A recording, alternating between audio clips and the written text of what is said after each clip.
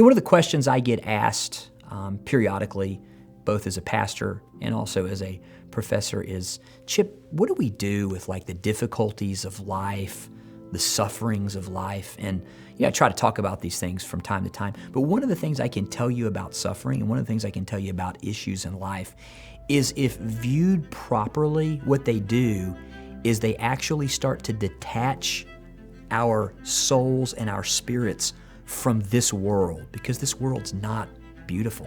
This world is ugly in many ways, and it's got plenty of beautiful things. Don't get me wrong, there's beauty in this world, but there's a lot of ugliness, and you and me both know that. We know that, we intuit that.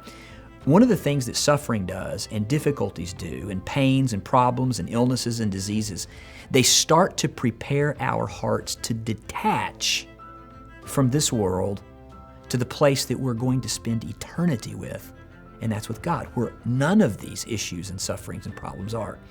And I think of Psalm 84 in the first couple of verses, and I just think of how beautiful these words are when we start thinking about turning our gaze towards the heavenly city. It says, "How lovely is your dwelling place, O Lord of hosts." Do you believe that today?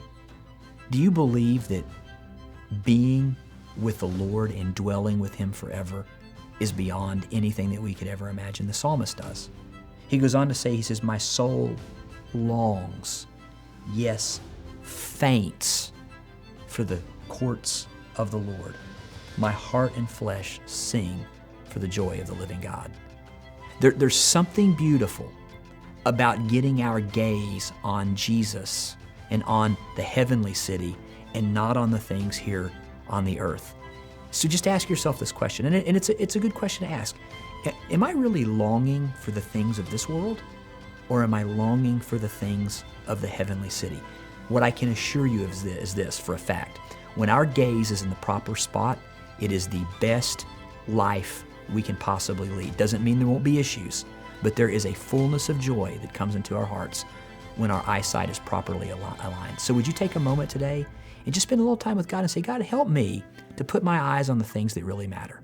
And I promise you this, it'll make a difference in your life.